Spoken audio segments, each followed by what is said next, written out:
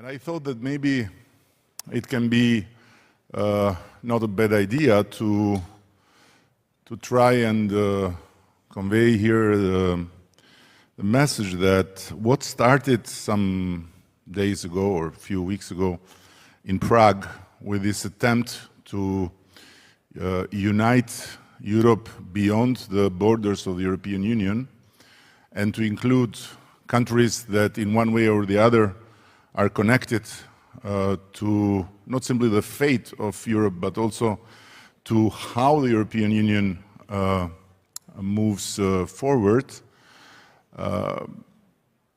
It's still a big question.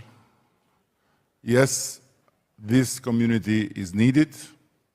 We have seen it, especially in times that are becoming more and more common times and bringing more and more common challenges. But how this community will be functioning in a way that at the end everyone can see results. How this community can be functioning in a way that when it comes to the huge common challenges, no one is left behind, and no one's contribution to the European common position is not taken for granted. We have had a horrible experience with the European Union when the pandemic started and when the European Union gathered in rush and pressure under big anxiety to start vaccination. And in the first row of vaccination, we were completely forgotten. So we had to watch how others around us could start vaccinate their elderly, their nurses, their doctors, while we, the Western Balkan people, although being so faithful and so loyal to Europe, were like fishes out of water. And what we could do? We had to run to find vaccines exactly where the narrative of the European Union says comes the danger.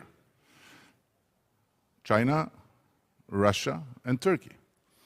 And if, for example, in the case of Albania, was not for Turkey and for President Erdogan, we would not have been able to vaccinate anyone for quite a long time. Same goes for Serbia and China, and somehow also Russia. So this was a big, frightening moment because we could see in a very hard situation that the European Union was not there for us, was not there for our people, was not there in a matter of life and death. Now, here we are. The energy crisis is not the pandemic, but is similar when it comes to the power to hit and to disrupt the whole community of Europeans, let's say. And I hope that will not be the case again, that whatever solutions might be found within the European Union and however the European Union might decide to support member states to somehow stand the big punch, we will not be again left out of it. We Albanians are very loyal people. We were the last to betray the Ottoman Empire, even when the Ottomans themselves decided to do something else. We were the last to betray the Soviet Empire, even when the whole Soviets decided that was not a good idea. We'll be the last to betray the European Empire, even if European Union will dissolve. But we don't like to be taken for granted anyway. So I think that it's time to to see deeper in how this family, the Socialist and Democrat family, where, by the way, there is less solidarity in deeds compared to the EPP family, let's say it, because the EPP guys support each other blindly. We in this family need to first scrutinize each other to the point that we make the solidarity even senseless. So I hope this will be somehow adjusted. But at the end, I would say that there are things that are really horrible. You know, we are not rich countries, and on one hand, we are seeing our youngsters and the best youngsters leaving because we don't have the same access to the European high education system. So our universities cannot create the synergies and cannot create the common path with universities in the European Union. On the other hand, we see that even them who we pay from our taxpayers' money to become doctors and nurses are swallowed by Germany like this in a second. So it doesn't seem really right, and it doesn't seem really European solidarity to see on one hand your universities and your youth left out of the system, and so leaving the country because they want to be part of that system, and rightly so. And on the other hand, to see our qualified workforce being swallowed by the richest countries. So, okay, it's the market, I understand it, but somehow this should be balanced, and this should be somehow, you know, in a kind of solidarity in the sense that our countries should get something in return. So if there are no more young Germans that want to become nurses, we are happy to help, but we should be helped too.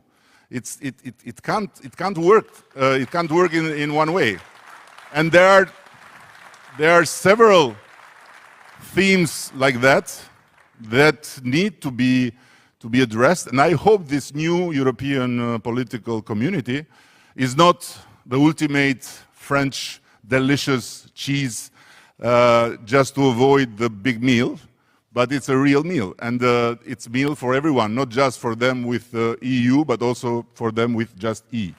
Thank you. Thank you very much.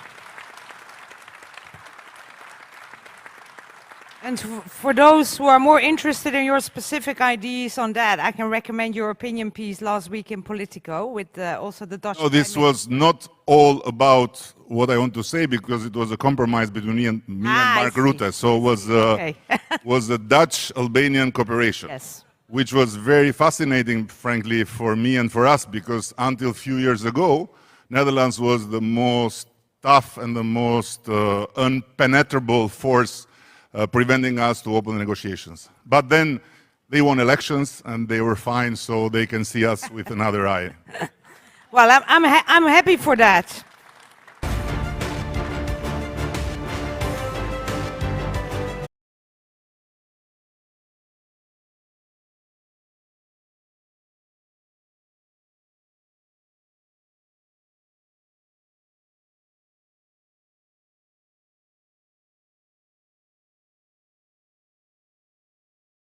Delivering, and where you think also the months ahead there should be more solidarity when it comes, for instance, on the energy issue with countries, candidate countries like your country.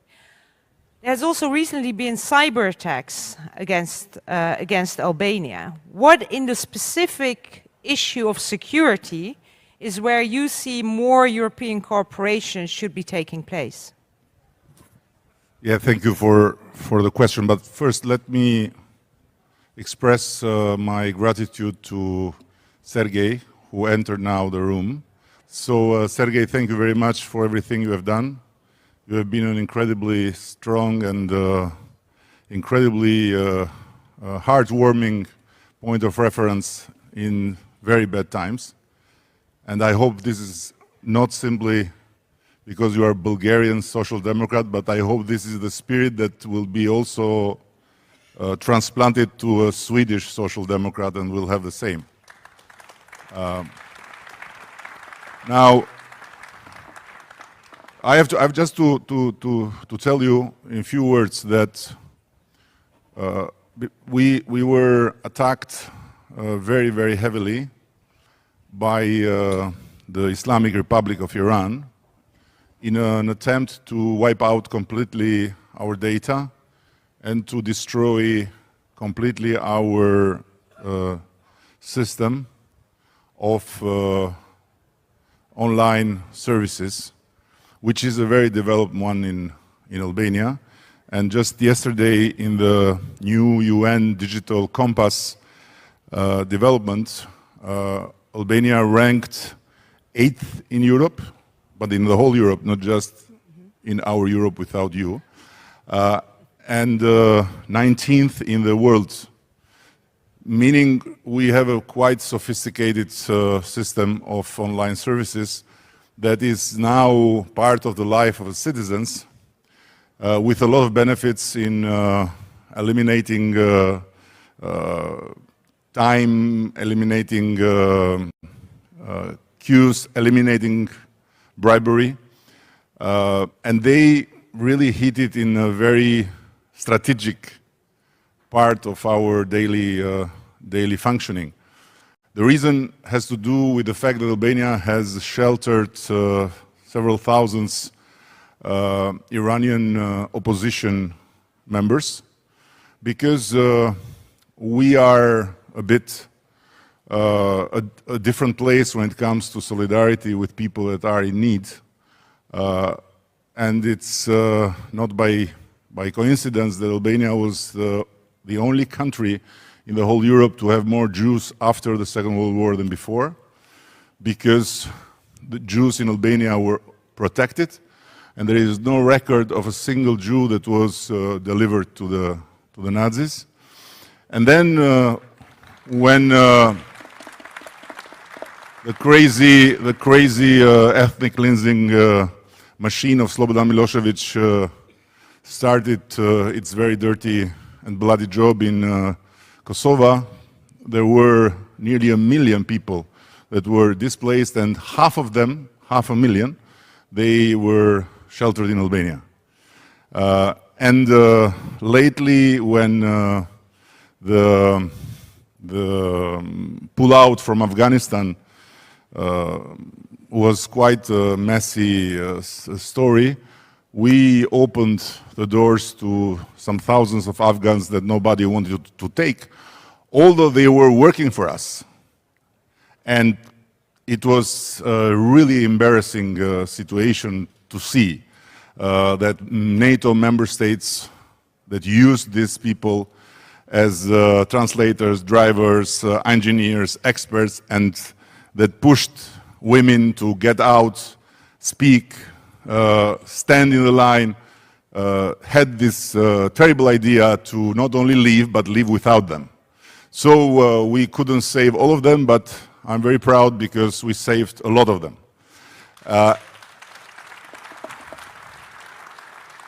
And it was quite even more embarrassing to see how much we were praised and how much curious journalists from all over Europe were to know why.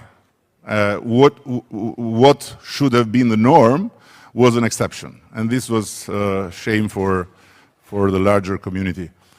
So we did with the Iranians. Nobody wanted to take them. They were being killed in weekly basis in Camp Liberty in Iraq, and so we decided to open the doors to them. And this came with a price, and the price was very, very scary, although the attack did not succeed to do all the wiping out, so we succeeded to get the systems back to work. But, you know, we got some statements of solidarity, which are very good. But so far, we are not seeing more than that. And I don't want to make it a story of finance, but it's also about finance. We are, I believe, the only country in Europe that is 100% green when it comes to energy.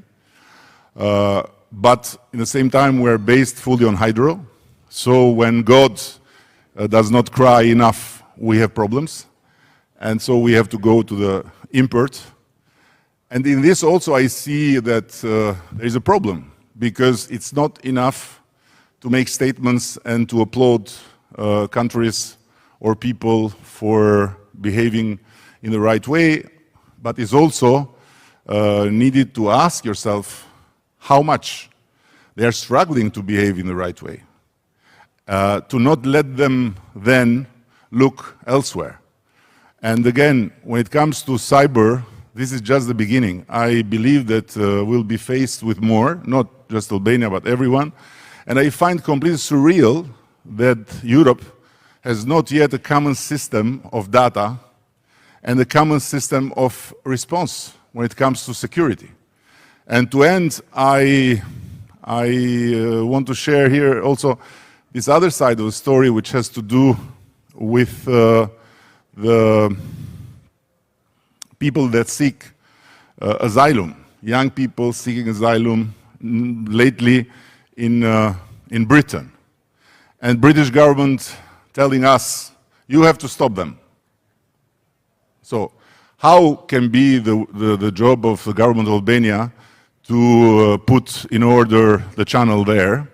I don't know. But what I know is that if we don't succeed to go to the source of the problems, and if we continue to speak about the democratic Europe, the united line of democracies against autocracies, and so on and so further, and then lack in action when it comes to act together, not simply for solidarity, but also for common goals and common sense, we are going to lose.